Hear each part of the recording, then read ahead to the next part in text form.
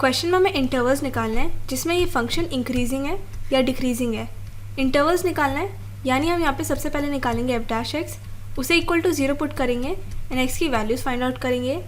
अगर हमें बोला होता स्ट्रिक्टली इंक्रीजिंग है तो उसके लिए हम निकालते एफ डैश एक्स और चेक करते whether it is greater then 0। Strictly decreasing बोला होता तो उसके लिए हम चेक करते F dash x is less then 0। But यहाँ पे हमें बोला इंक्रीजिंग एंड डिक्रीजिंग है तो यहाँ पे इंक्रीजिंग के लिए हम चेक करेंगे f dash x is greater than equal to 0 and decreasing के लिए हम चेक करेंगे f dash x is less than और इक्वल टू 0। प्रोसेस सेम रहेगा, सबसे पहले क्रिटिकल पॉइंट्स निकालेंगे और फिर एफ डैश एक्स का साइन चेक करेंगे।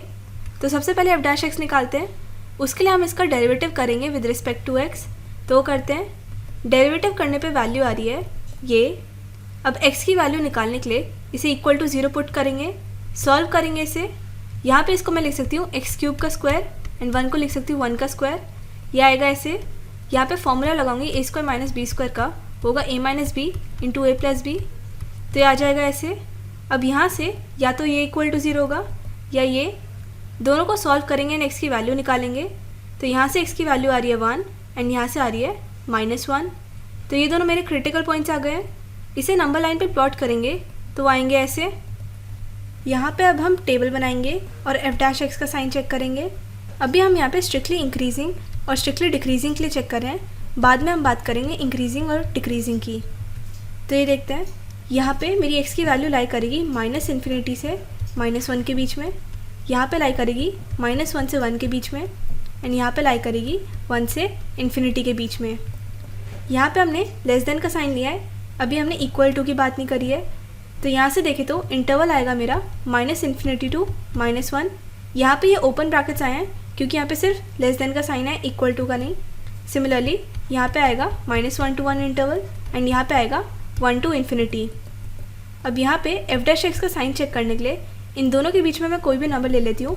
-2 ये पुट करके वैल्यू चेक करूँगी तो -2 इसमें पुट करूँगी तो आएगा 4 एंड यहाँ पे पुट करूँगी तो आएगा 16। ये वैल्यू आ रही है मेरी ग्रेटर देन 0। सिमिलरली इस इंटरवल के बीच में मैं कोई भी नंबर ले लेती हूँ। अगर मैं 0 लूँ तो ये नॉट डिफाइंड हो रहा है, तो इसलिए मैं यहाँ पे अभी कोई और सी वैल्यू ले ली हूँ, हाफ। ये पुट करके चेक करूँगी तो आएगा 1/4 -16। ये वैल्यू आ रही है मेरी लेस दैन 0।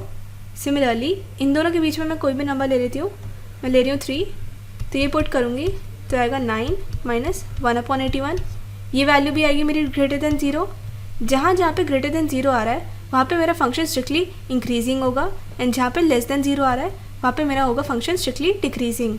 तो इसको मैं ऐसे लिख सकती हूँ that a function is strictly increasing on this and function is strictly decreasing on this. But यहाँ पे हम चेक करेंगे इंक्रीजिंग एंड डिक्रीजिंग के लिए भी। तो इंक्रीजिंग के लिए हम चेक करेंगे f dash x is greater than equal to 0 and decreasing के लिए चेक करेंगे f dash x is less than and equal to 0। तो यहाँ पे ग्रेटर देन इक्वल टू के लिए, लेस देन इक्वल टू के लिए जो भी हमारे पास इंटरवल था हम उसके एंड पॉइंट्स पे भी एफ डैश एक्स की वैल्यू निकाल के चेक करेंगे। तो यहाँ पे हम निकालेंगे F dash -∞, F dash -1, F dash 1 and F dash ∞। Infinity and -∞ पे हम फंक्शन की वैल्यू चेक नहीं कर सकते, तो इन दोनों पे निकालेंगे। इन दोनों पे वैल्यू निकालेंगे तो आ रही है 0। सो अब इसे लिख सकते हैं, हमारा जो फंक्शन है वो स्ट्रिक्टली इंक्रीजिंग है -∞ से -1 पे एंड 1 से ∞ पे। तो हम लिख सकते हैं हमारा जो फंक्शन है वो इंक्रीजिंग होगा -∞ से -1 पे, 1 से ∞ पे।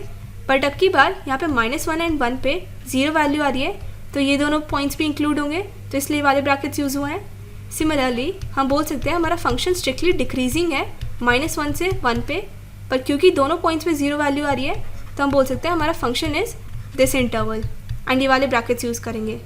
तो इसे एक बार लिख लेते हैं, यही हमारा फाइनल आंसर।